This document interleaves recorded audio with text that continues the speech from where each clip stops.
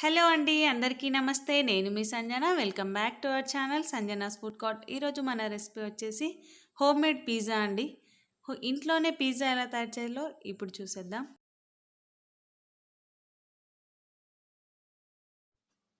ముందుగా ఒక బౌల్ తీసుకొని నేను అందులోకి 1 ½ కప్ గోధుమ పిండి యాడ్ చేస్తున్నాను. ఒక స్పూన్ చక్కెర, రుచికి తగినంత salt, 1 spoon baking powder, half spoon baking soda, half cup పెరుగు యాడ్ చేస్తున్నాను. ఇది కొంచెం మిక్స్ చేసుకోవాలి.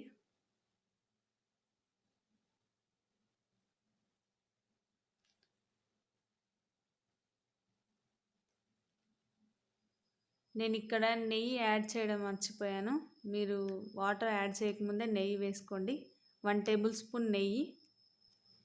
మనము బటర్ కూడా యాడ్ చేసుకోవచ్చండి. నా దగ్గర బటర్ లేదు. బటర్ ప్లేస్లో నేను నెయ్యిని యాడ్ చేస్తున్నాను. మీ దగ్గర బటర్ ఉంటే బటర్ యాడ్ చేసేయండి.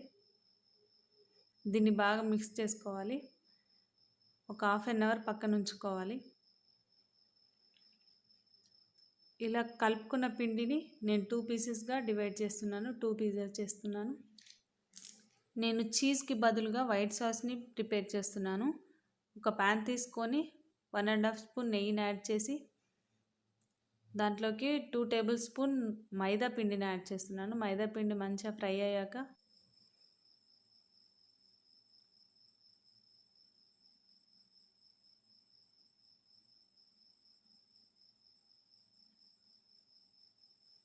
ఇందులోకి పాలను యాడ్ చేస్తున్నాను. పాలను యాడ్ చేసి బాగా మిక్స్ చేయాలి. మంచిగా ఉండలు లేకుండా మంచిగా కలిపేసుకోవాలి. ఇలా బాగా మిక్స్ చేసి క్రీమీ టెక్స్చర్ వచ్చే వరకు మంచిగా కలుపుకోండి. నేను కొంచెం హాఫ్ కప్ వాటర్ యాడ్ చేశాను. వాటర్ యాడ్ చేసి బాగా మిక్స్ చేయాలి. ఇలా మంచిగా క్రీమీగా వచ్చాక స్టవ్ ఆఫ్ చేసేయాలి.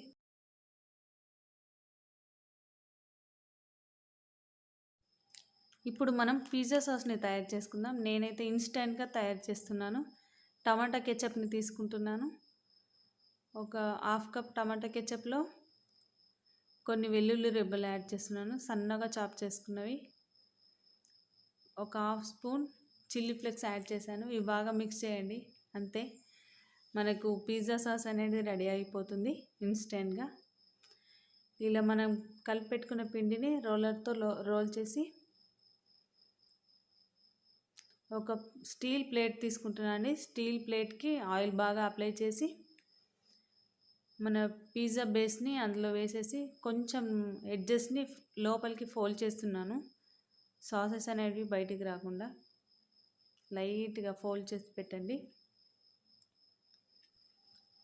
నేను ఒక ఫోక్ తీసుకొని అన్ని హోల్స్ చేస్తున్నాను పిజ్జా బేస్కి, పిజ్జా ఉబ్బకుండా.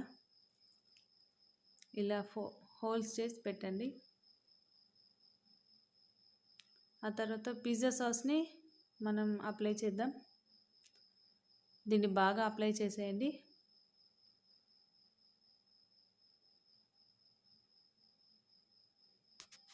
ఆ తర్వాత మనం వైట్ సాస్ని ప్రిపేర్ చేసుకున్నాం కదా, చీజ్కి బదులు అది అప్లై చేసేయండి. స్లోగా అప్లై చేయండి. ఆ తర్వాత నేను పైన ఆనియన్, టమాటో యాడ్ చేస్తున్నాను.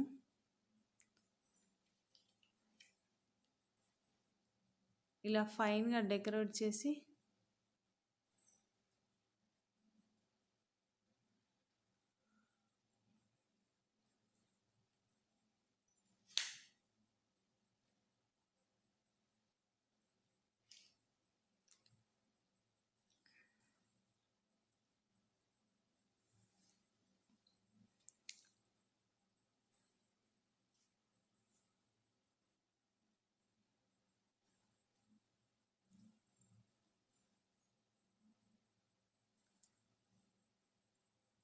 మనం బేక్ చేసుకోవడానికి ఒక బౌల్ తీసుకొని అందులో ఒక గిన్నె పెట్టేసుకొని ఆ తర్వాత ఒక పైన ప్లేట్ పెట్టేసి ప్రీహీట్ చేసుకోవాలండి ఒక 10 మినిట్స్.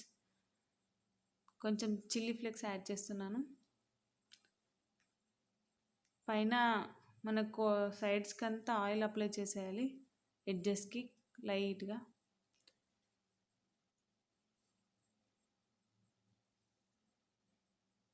అలా ఆయిల్ అప్లై చేసి మనం బౌల్లో పిజ్జాని పెట్టేసేయాలండి. పెట్టేసి ఇలా పెట్టేసి 30 మినిట్స్ బేక్ చేసేయాలండి.